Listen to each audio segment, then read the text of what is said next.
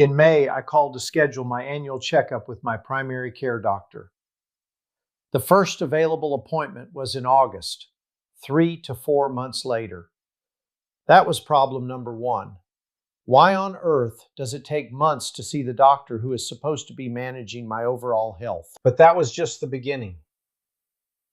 I wanted to make sure he walked into our visit fully informed. Over the past year, I'd seen providers and specialists in Palm Desert, California, Seattle, Washington, Sleepy Hollow, New York, Boston, Massachusetts, and also with nationwide Amazon-owned One Medical. In this age of electronic medical records, I naively thought these institutions would simply share information. Wrong. Instead, I had to contact each one individually, sign medical release forms, and have them fax my records.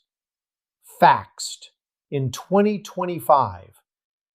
The burden was entirely on me. Next, I wanted to flag the important issues in advance so my doctor could prepare.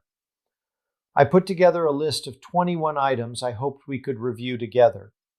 Weeks before the appointment, I briefed his medical assistant about my history and priorities, submitted everything again through my chart, writing directly to the doctor, notified them that outside records were on the way. In other words, I did everything possible to put the ball in their court. Finally, I attached a carefully considered set of recommendations from Dr. Peter Attia, the physician and best-selling author known for his work on longevity and preventive health.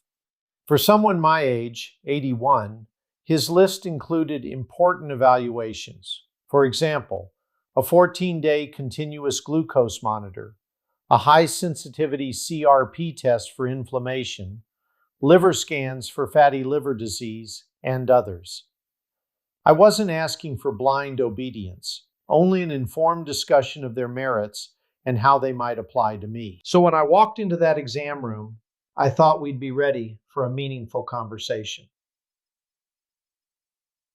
Instead, here's what I got. My doctor hadn't read a single one of the outside records I worked so hard to have sent. He ignored the briefings from his medical assistant. He dismissed Dr. Attia's recommendations outright, without explanation or discussion.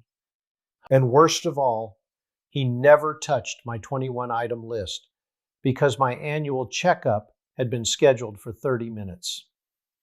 30 minutes for an annual checkup? You've got to be kidding me. Later, I discovered another insult. Medicare makes a distinction between an annual wellness visit and an annual physical. The wellness visit is essentially a bureaucratic checklist, while the physical is what patients expect, a true, comprehensive evaluation. No one explained that to me in advance. So what are my options? Short of fixing the system itself, I see 4 possible paths for me. Find another primary care doctor. Maybe somewhere there's a doctor who listens, prepares, and cares. But with wait list and bureaucracy, that's hardly guaranteed. Concierge medicine. For thousands of dollars a year, you can buy your way into more time and attention.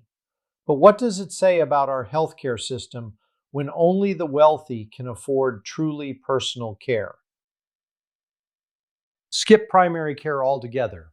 Many people already do. They bounce from urgent care to specialists, never building a relationship with the doctor who sees the big picture. That feels risky, but at least you avoid the frustration. DIY, do-it-yourself healthcare. This is where I increasingly find myself. I keep track of my far-flung network of specialists, cardiologists here, orthopedists there, providers in different cities.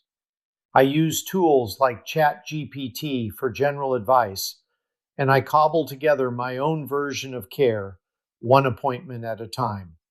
It's exhausting, but sometimes it feels like the only way. Here's the larger issue. Our healthcare system is broken. If someone like me, who came prepared, organized, and proactive, can't get his doctor to prepare, read, or even listen, then what chance does the average patient have? We need a system where medical records actually follow us between providers. Doctors take time to review patient information before the visit. Preventive health recommendations are discussed, not dismissed. And annual visits are long enough to do more than scratch the surface. The medical reimbursement and insurance system is revised to encourage primary care physicians and internists to get appropriately reimbursed for their time, just like specialists do. Until then, patients will leave appointments not reassured, but angry. And the sad truth is, more and more of us will be forced into one of those four imperfect options. Bottom line, frustrated and angry.